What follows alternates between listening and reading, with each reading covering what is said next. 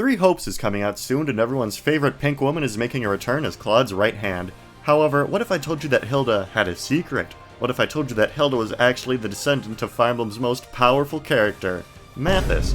Now before I begin to prove this familial link, remember to subscribe, like, and comment on the video if you end up enjoying it. With that out of the way, let's get down to business. Now, I know a lot of people haven't actually played Shadow Dragon, so for those of you who are unaware, I'll explain the legend of Mathis. Mathis is the brother of Lena, who you probably already know from Fire Emblem Heroes. Mathis is a peaceful deity who hates war, but is willing to lend 1% of his power to Marth to quickly end the War of Shadows. Since he's able to solo the entire continent using only 1% of his power, it's safe to assume that Mathis is canonically the strongest character from Marth's games, if not the entire Fire Emblem saga. But hey, if you don't believe me, believe Mecha, one of the most knowledgeable Fire Emblem players out there. We have Mathis. I don't think there's a single bad incarnation of Mathis, fortunately. Mathis is just spectacular. So now that we're all on the same page regarding Mathis, how does he relate to Hilda? Well, first we need to establish that the events of Three Houses and Shadow Dragon take place in the same universe. So how can we do that? Well, in Three Houses you can find rusted weapons which can be forged into the Gradavis, Parthia, Mercurius, or Halicture. Well, those are actually the holy weapons of Arcanea, being used by prominent figures throughout the story. The Gradavis also appears in Gaiden, which, wouldn't you know it, also takes place in the same universe as Shadow Dragon, since the games share several characters. Also, when Kusakahira, one of the developers of Three Houses, was asked about connections to past games, he said there could still be some mysteries in the land of Arcanea that we don't know about yet.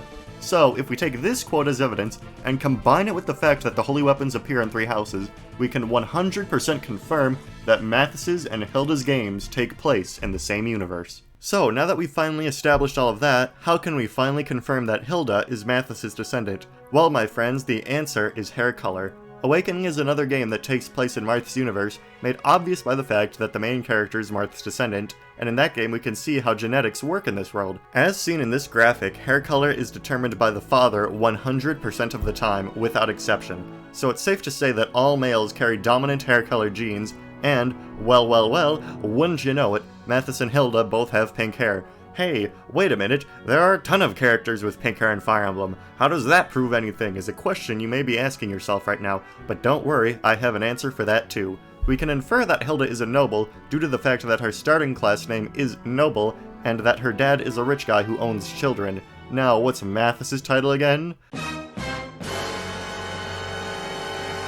It's the Dashing Noble.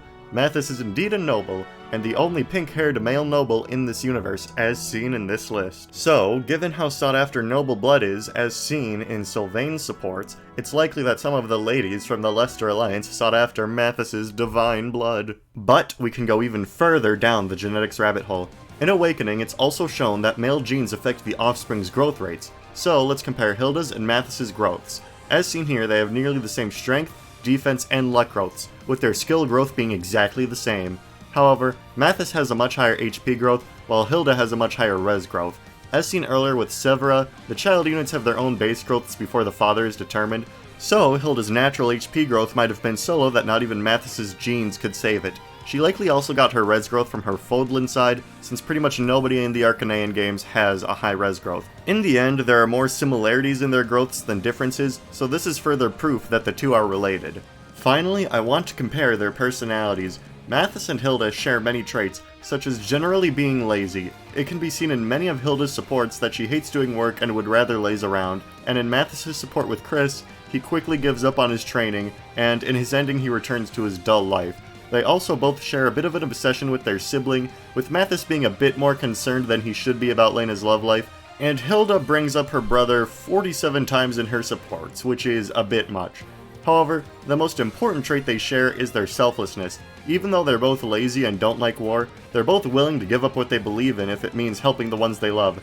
This can be seen in Three Houses when Hilda becomes Claude's literal right-hand man, and it can be seen for Mathis when he answers the call to adventure not once, but twice. Even if he thinks it'll result in his own death, it doesn't matter to him as long as he can help his sister.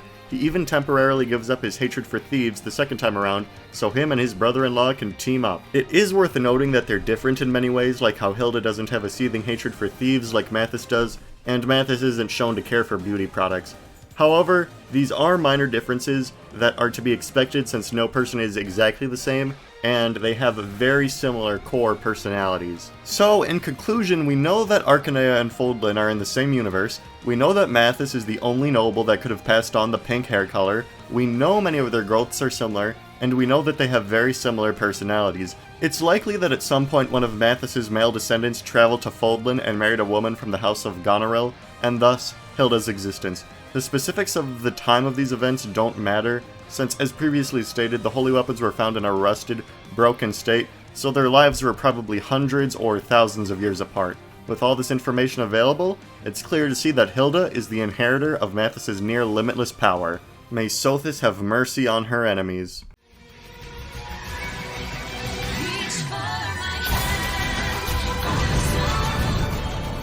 Before I say goodbye though, here's a bonus fact for you since it's June. In Mathis's support with female Chris, it's revealed that Mathis is an ally, and Hilda's most popular ship is with a woman. So if the two were to ever meet through the time hijinks that sometimes occurs in this series, Mathis would likely be a very supportive great-great-great-great-great-great-grandfather. Hilda would probably try to work on his fashion sense though. With all that being said, thanks for watching this extremely cool and epic Fire Emblem Warriors 3 Hopes theory video. Remember to subscribe and all that jazz if you enjoyed, and have a wonderful day. Bye bye.